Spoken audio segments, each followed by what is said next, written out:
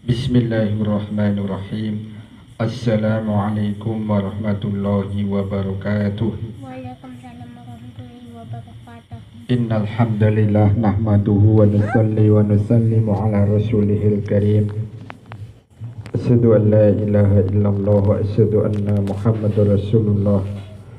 Allahumma shalli ala Muhammad wa ala ali sayyidina Muhammad.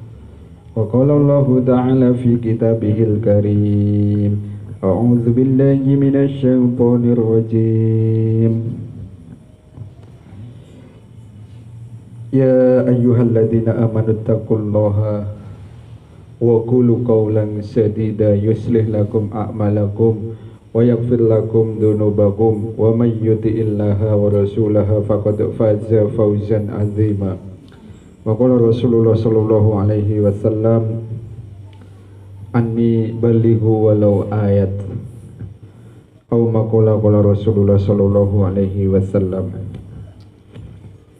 Alhamdulillah, bersyukur kepada Allah, kita masih ditegakkan dalam nikmatun iman, nikmatun Islam, barokah umur, sehat wal afiat, dan juga alhamdulillah kita masih diberikan hidayah. Hidayah untuk apa? Untuk dalam rangka belajar mengamalkan agama seperti yang telah dicontohkan baginda Nabi Muhammad SAW, dan juga yang telah ditiru-tiru oleh para sahabat radhiyallahu anhum ajma'in. Kenapa kita harus juga meniru para sahabat? Karena para sahabat ini manusia seperti biasa kayak kita, namun beliau-beliau ini mampu mengamalkan agama secara sempurna seperti yang dibawa baginda Nabi Muhammad SAW, dan menjadikan beliau-beliau ini orang yang diridhai Allah Subhanahu wa taala. Dan agar bagaimana kita ini digolongkan kepada orang-orang yang diridhai Allah Subhanahu wa taala, maka kita belajar meniru-niru apa yang diamalkan para sahabat dulu. Para sahabat dulu ini juga mengadakan bagaimana taklim rumah. Setelah taklim di masjid dikerjakan, apa yang disampaikan di masjid dibawa ke rumah, disampaikan pada ahlul keluarganya. Maka dari itu kita akan melanjutkan taklim rumah kita, dimulai dari 40 hadis keutamaan Al-Quran. Hari ini sampai dengan hadis yang kelima, yakni tentang sikap iri yang diperbolehkan.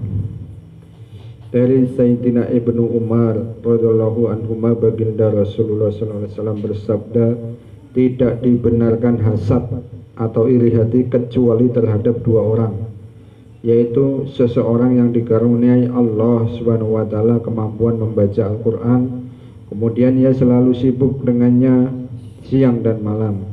Seseorang yang dikaruniai harta oleh Allah Subhanahu wa taala, lalu ia menginfakkannya siang dan malam. Hadis riwayat Bukhari, Tirmidzi dan Nasa'i. Faidah: secara umum banyak disebutkan di dalam Al-Quran dan hadis tentang keburukan hasad yang hukumnya mutlak dilarang. Sedangkan menurut hadis di atas, ada dua jenis orang yang diperbolehkan hasad kepadanya.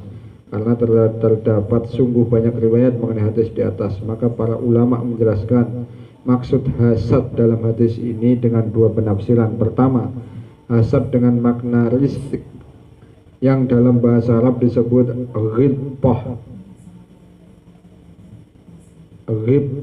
ya, atau keinginan. Adapun perbedaan antara hasad dan ghibtah sebagai berikut.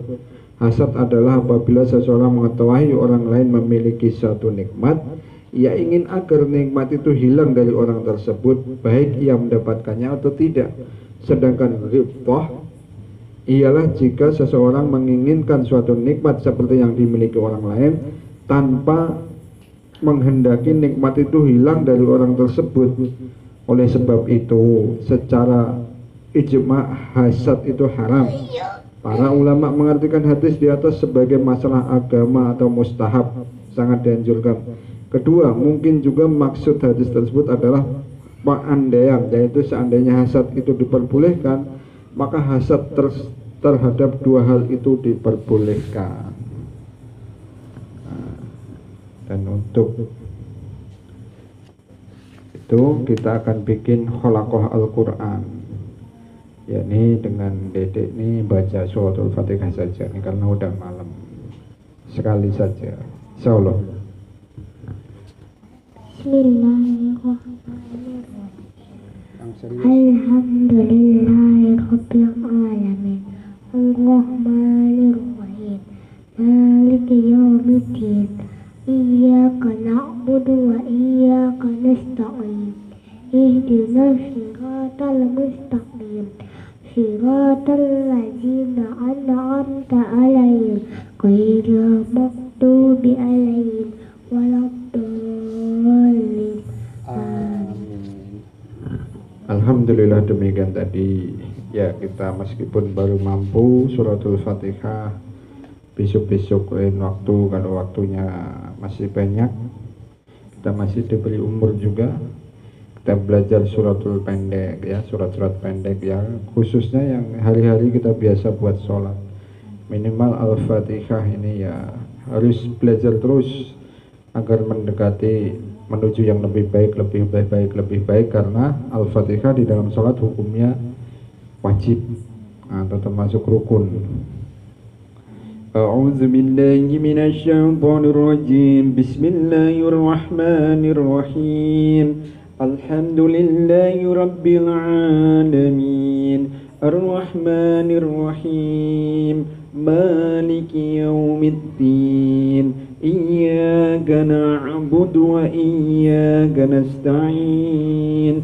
Ihdinas siratal mustaqim. Siratal ladzina an'amta 'alaihim ghairil maghdubi 'alaihim waladdallin. Amin. Sadaqallahul adzim.